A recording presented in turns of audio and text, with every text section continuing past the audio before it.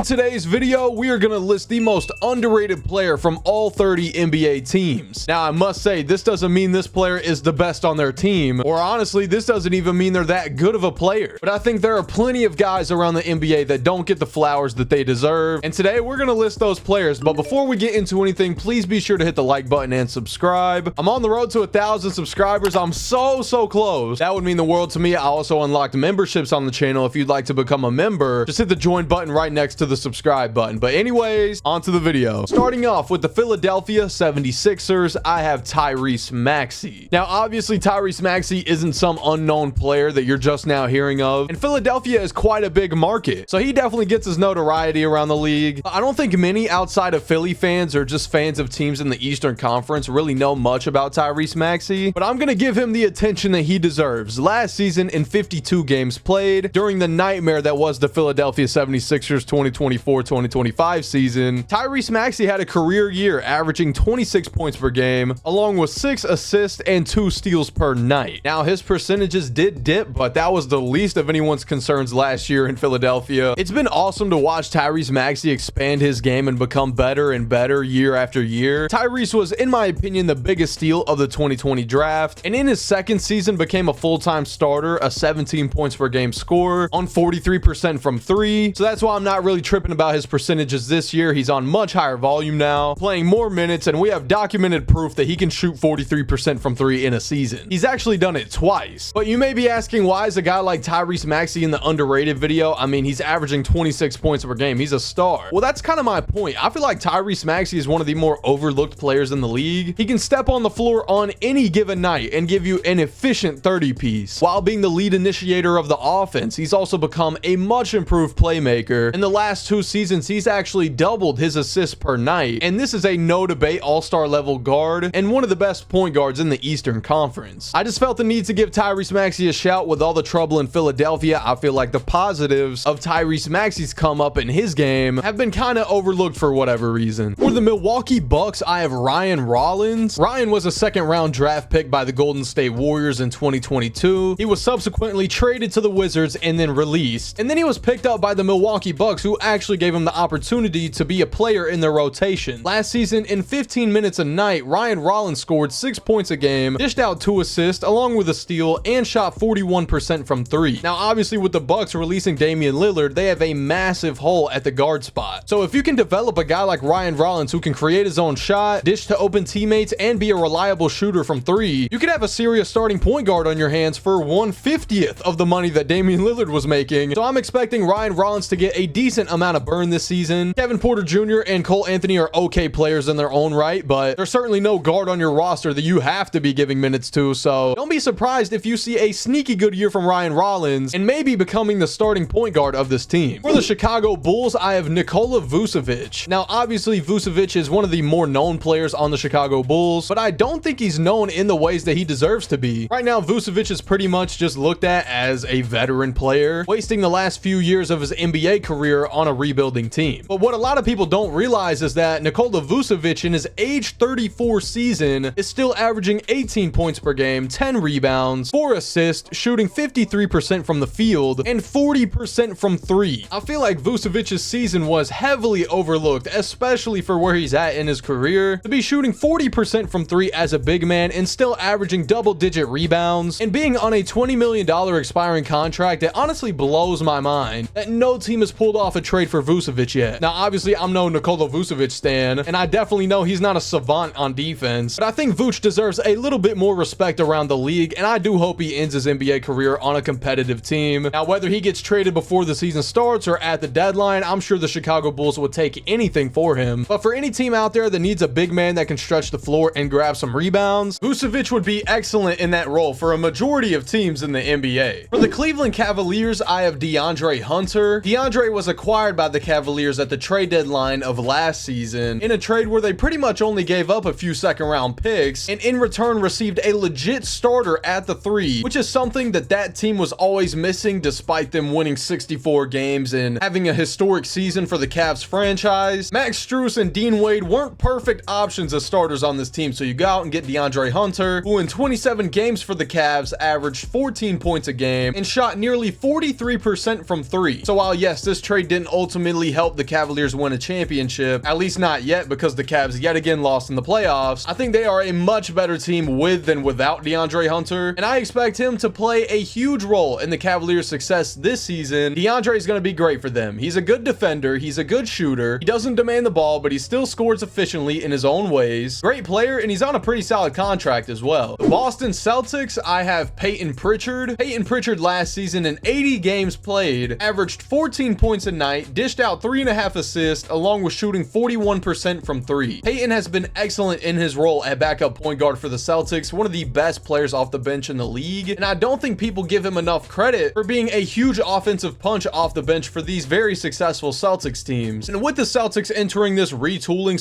/ rebuilding phase, there's not many players on this roster I can truly pick from, but I do think Peyton Pritchard is very deserving of this spot in the video. The Los Angeles Clippers, I have Ivica Zubac. I will mention that I am a Clippers fan, and the only reason I even bring that up is just to say that I have witnessed the progression of Ivica Zubac's game year by year over the last 7 seasons. And I will not lie to you, I could have never expected that Ivica Zubac would be as good as he is now. Zubac's averaged 17 points per game, shot 63% from the field, along with nearly 13 rebounds a night. Now with the Clippers roster cycling in and out of players and it's just constantly changing, Ivica Zubac has remained a steady, reliable, above average starter for this team. And James Harden and Kawhi Leonard are obviously the star duo of this team, but in my opinion, I would say Zubac is just as important to this team's success as those two guys are, if not more. He's developed into becoming one of the best rebounders in the NBA. He's one of the most efficient paint scorers in the league and a phenomenal defender. Or as unstoppable as Nikola Jokic is, one of the greatest centers of all time, I can't think of a player that guards him better one-on-one than Ivica Zubac. He's an extremely good rim protector, and he's also on one of the best contracts in the NBA easily, making a little under $20 million a season for the next 3 years. He's got to fire his agent for that, I'm not gonna lie. But what a lot of people don't mention about Zubac is he is an Iron Man for this Clippers team. A lot of centers deal with nagging injuries, and that's no shade to those guys whatsoever. But over the last 6 seasons, Ivica Zubac has only played under 70 games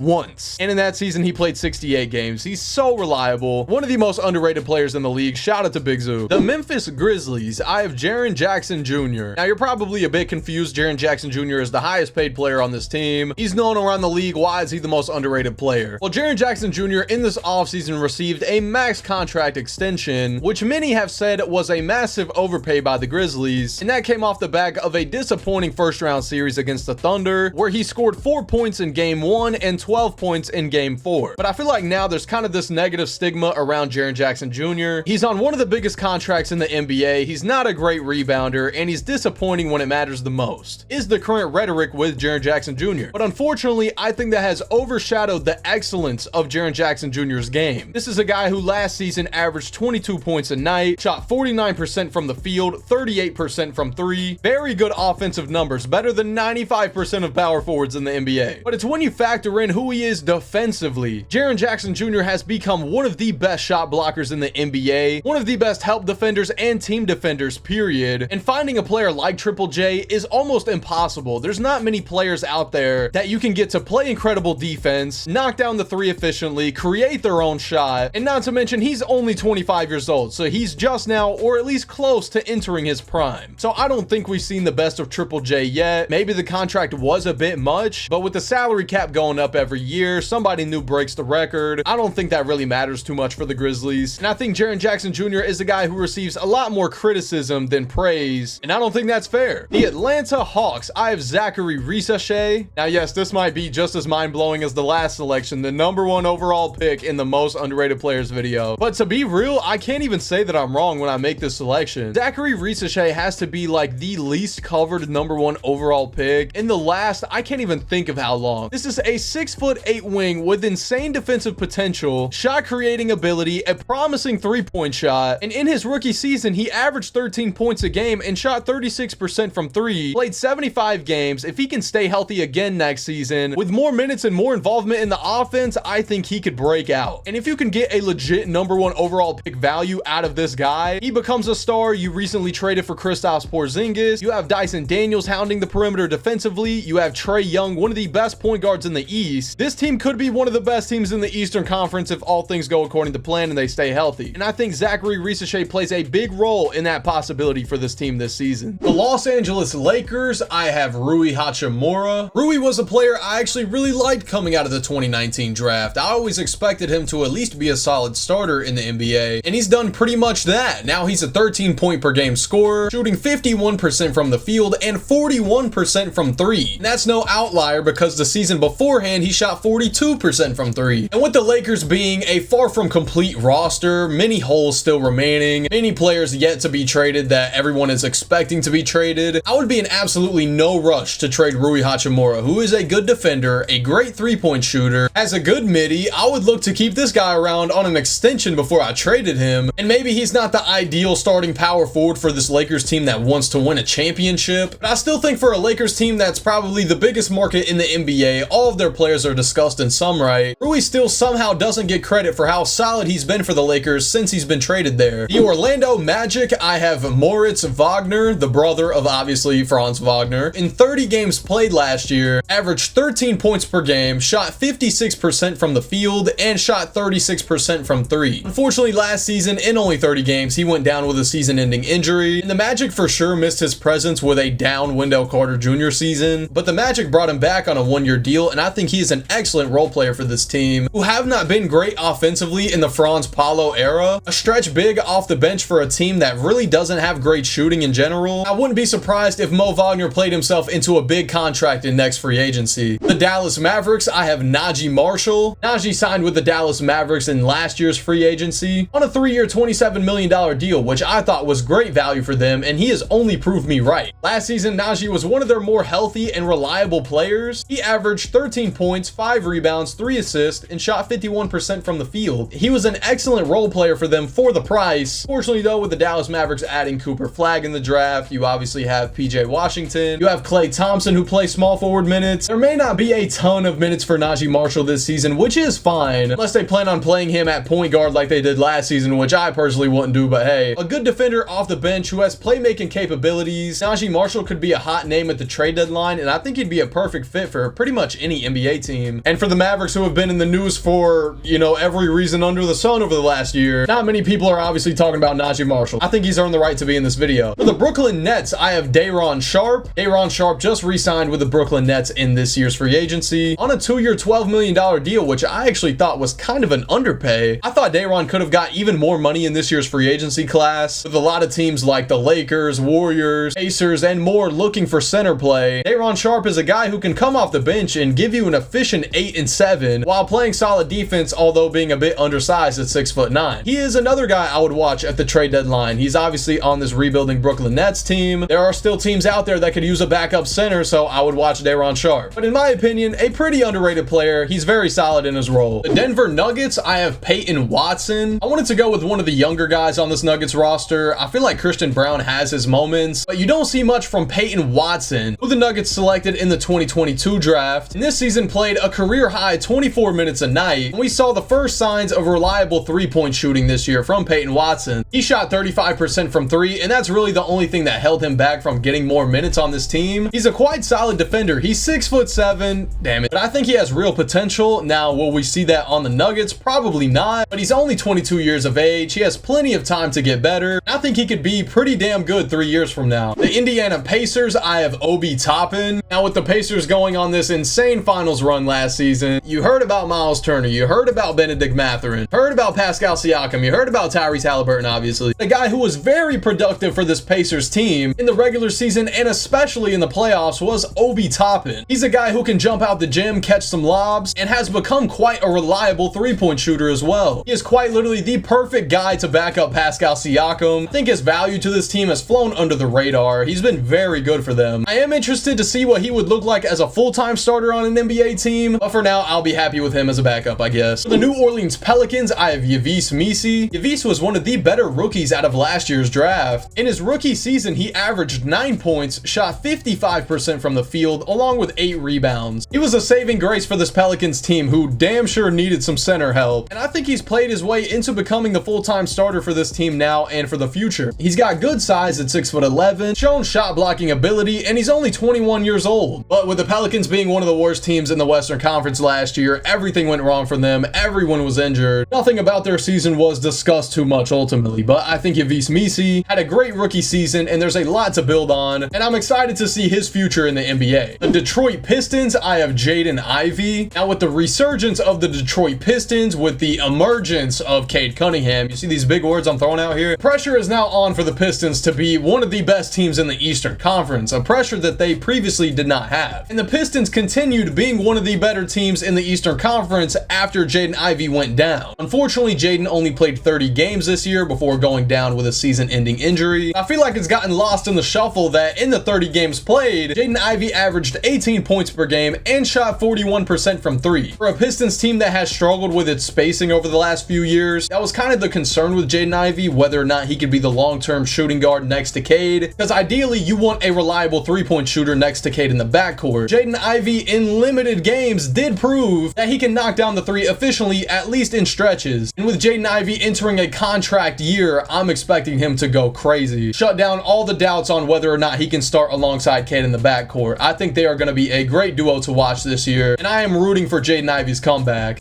The Toronto Raptors, I have Ochai Agbaji. I apologize if I'm mispronouncing his name. I don't even know if I've ever even heard someone say this guy's name besides a commentator. But Ochai was drafted in 2022 by the Utah Jazz before being traded to the Toronto Raptors. This season, Ochai got the most opportunity he's seen in his young NBA career so far. In 27 minutes a night, he scored 10 points per game and shot 40% from three. He's a 25-year-old wing with serious defensive potential. My only worry is that on the Toronto Raptors, a team that employs Brandon Ingram, Grady Dick, RJ Barrett, and recently drafted Colin Murray-Boyles, and Jacoby Walter, and AJ Lawson. This is a very deep team, a lot of playable players on this roster. I'm afraid Ochai may be lost in the shuffle, but I'm hoping he played well enough last season to earn a pivotal spot in this rotation and the ability to continue building on his game. I really like him as a player, and I don't hear many talking about Ochai Agbaji. I highly doubt you do either. The Houston Rockets, I have Steven Adams. I'm not gonna bother reading any Steven Adams stats or game logs or anything like that. We saw how dominant the Alperen Sengun and Steven Adams duo was last season in the backcourt.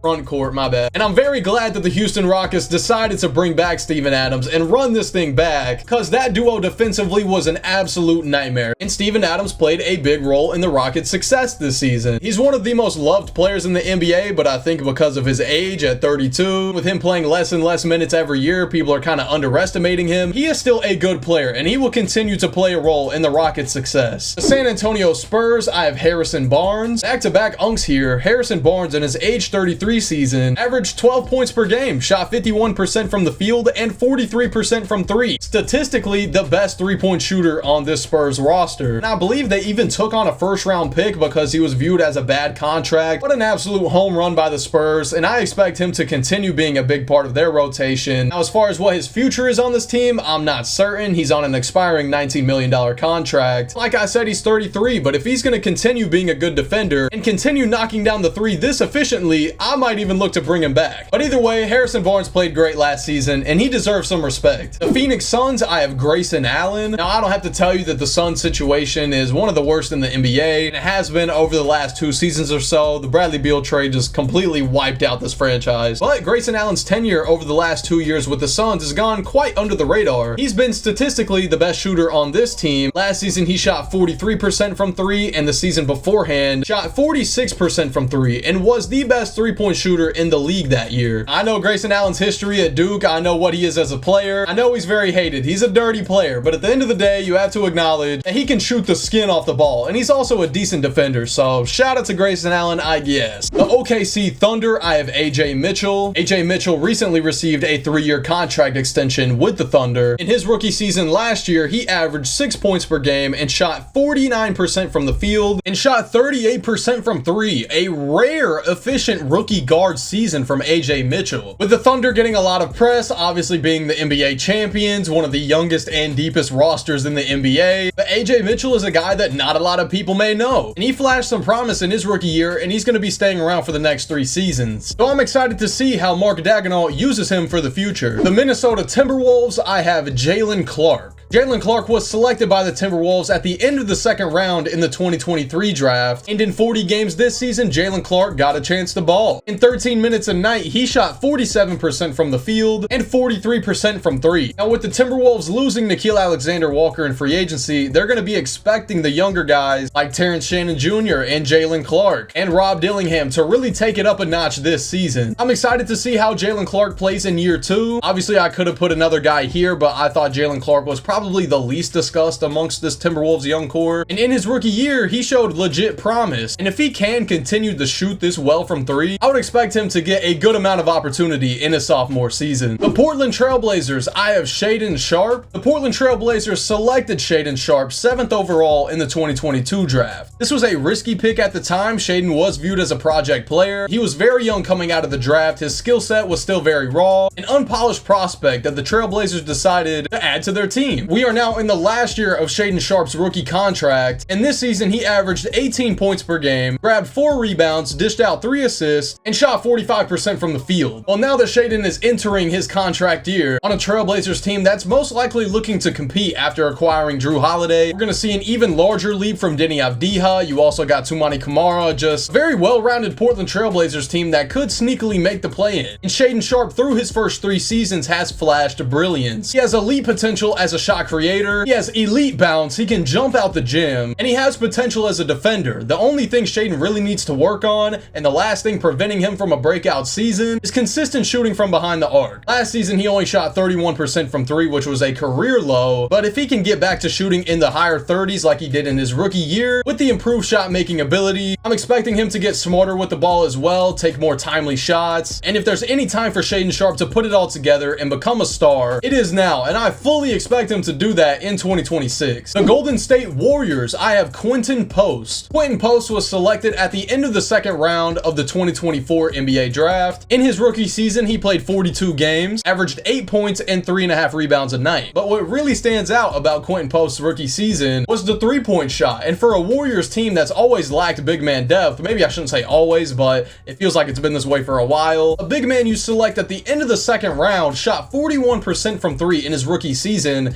That is certainly something to build on. And for a Warriors team that often struggles without Steph Curry on the floor, Quentin Post could be another guy off the bench, or hell, he could even start for this team to provide an offensive punch. And if he can take that next step defensively soon, with him being 7 foot 240, he could become a legit defender. I don't see why he couldn't start for the Warriors in the future. A stretch big is exactly the type of player that this team needs. Obviously, Draymond shouldn't be playing full-time center. You're likely to pick up Al Horford, but are you confident with him starting at center for your team in 2026? Trace Jackson-Davis has fallen out of the rotation. He's not as reliable anymore. So this leaves the perfect opportunity for Quentin Post to make a name for himself. And if he can stay healthy, I would expect a productive sophomore season from a Warriors team that is going to need him. The Miami Heat, I have Davion Mitchell. Davion last season was acquired by the Miami Heat at the trade deadline in exchange for PJ Tucker. And in 30 games for the Heat, Davion averaged 10 points a game and shot nearly 45% from 3. Now, I've been a fan of Davion since he was drafted by the Kings in 2021. I liked his upside as a scrappy defensive point guard, quite productive early on for the Kings, but obviously they had De'Aaron Fox at point guard, and Davion Mitchell wasn't the most reliable offensive player, so he eventually was traded. Now he ends up on the Heat, which is like quite literally the perfect spot for him. For a Heat culture that requires grit and defensive identity, Davion Mitchell fit in perfectly for them last season, and he ended up signing a 3-year extension with the team. So if Davion Mitchell can continue to be reliable from the 3, while also being one of the best guard defenders in the East, I see no reason as to why he can't be the long-term starting point guard for the Miami Heat. For the Charlotte Hornets, I have Moussa Diabate. Moussa was drafted by the Los Angeles Clippers in the second round of the 2022 draft. Never caught on with the team. He was eventually waived and then picked up by the Charlotte Hornets, where he got to showcase his skills as a rebounding, defensive-oriented power forward / center. Last season in 70 games for the Hornets, Moussa averaged 6 points, 6 rebounds, and half a block a night. And with the Charlotte Hornets' current center rotation after trading Mark Williams, right now it's Ryan Kalkbrenner, Moussa Diabate, and Mason Plumlee. I would say right now Moussa is probably the best option on their roster at center, and I hope he starts out the season as a starter for this team. Although he's undersized at 6'9", he still clearly has potential defensively, and I hope they don't waste any time starting Mason Plumlee. The Utah Jazz, I have Bryce Sensabaugh. Now this might be a player a lot of you guys have never even heard of, but last season in 70 70 games for the Utah Jazz, Bryce Sensabaugh averaged 11 points, 3 rebounds, and shot 42% from 3. He was drafted by the Utah Jazz in 2023 and just had a really solid sophomore season for them. So at 21 years old, being a bit bulky for his size with defensive potential, already averaging 11 points per game and shooting extremely efficiently, Bryce could be a key player in the Jazz rotation for the next 5 years. Now with the Utah Jazz being arguably the worst team in the NBA, they have pretty much the least amount of media coverage in the NBA.